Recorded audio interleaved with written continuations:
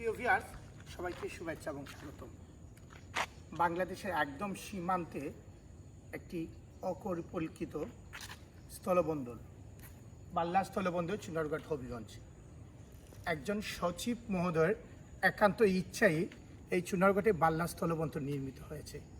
কিন্তু পরিহাসের বিষয় হয়েছে, এই স্থলবন্দর বাংলাদেশের দিকে যেমন আপনার করা হয়েছে, কিন্তু ভারতের দিকে, ইন্ডিয়ার দিকে এর কোনো রূপরেখা নাই।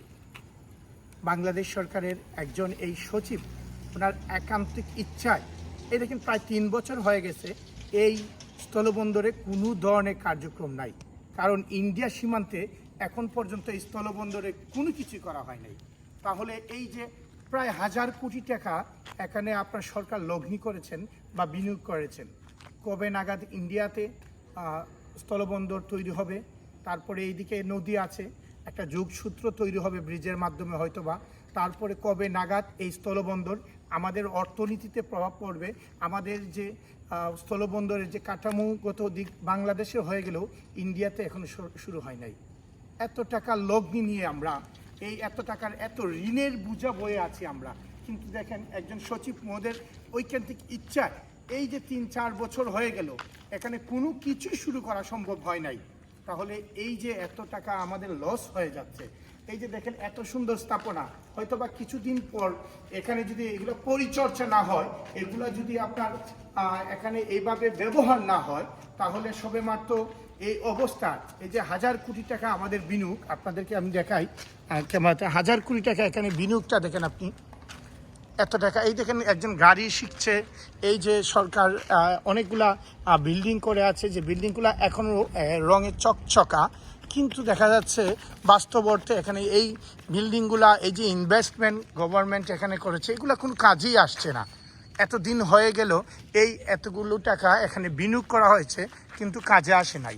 তো একজন সচিব উনি পারতেন এই কাজগুলা ওনার ঐকান্তিক প্রচেষ্টায় করে নেওয়ার, সেটা উনি করিয়ে দেখিয়েছেন যে উনি চাইলে যে উনি অনেক ক্ষমতা আর বলে এই যে স্থলবন্দর একটি দৃষ্টিনন্দন স্থলবন্দর বটে, কিন্তু আমাদের অর্থনীতিতে, এই এলাকার অর্থনীতিতে এই স্থলবন্দর এখন কোনো প্রভাব পড়েনি।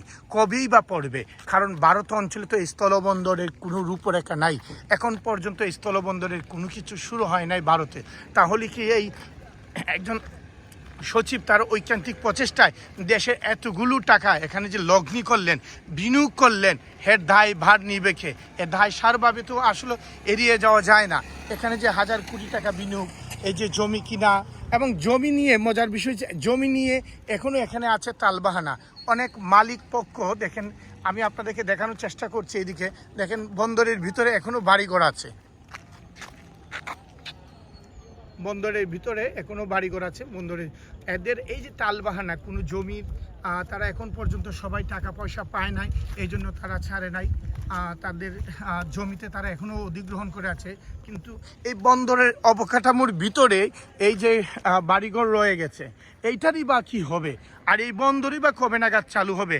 দেশের অর্থনীতির যে একটা, এই এলাকায় যে একটা গতিশীল হবে, যে মানুষ, এই চুনারুঘাটের মানুষ যে স্বপ্নে দেখেছিল বা স্বপ্নে বিভোর ছিল, এখানে এই স্থলবন্দর হওয়া মাত্রই এই দিকের মানুষের জান মাল এবং সব কিছুর একটা আপনার বৃদ্ধি পাবে।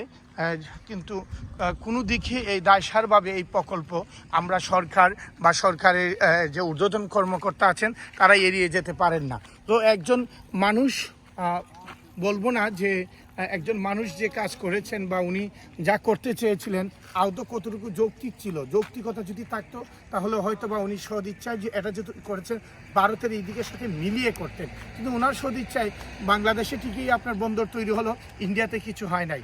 এইভাবে একটা অবকাঠামো এতদিন ধরে 3 বছর হয়ে আছে, পড়ে আছে, কেউ নাই, কিছু নাই। এখানে অনেক কিছু এই অবকাঠামো তৈরি হয়েছে, জমি অধিগ্রহণ হয়েছে, জমি অধিগ্রহণের দেখেন এই ঘরবাড়িও রয়ে গেছে, গরু ছাগল এইদিকে করতেছে, কিন্তু এগুলা পড়ে আছে। এইভাবে যদি এই সরকারি এই বিল্ডিং বা জমি জমা এভাবে পড়ে থাকে, তো খুব বেশি দিন নাই, হয়তো এই 1000 কোটি টাকা হোক ধূলিসাৎ হয়ে যাবে, নষ্ট হয়ে যাবে সরকারের সম্পত্তি। সবাই ভালো থাকবেন, সুস্থ থাকবেন।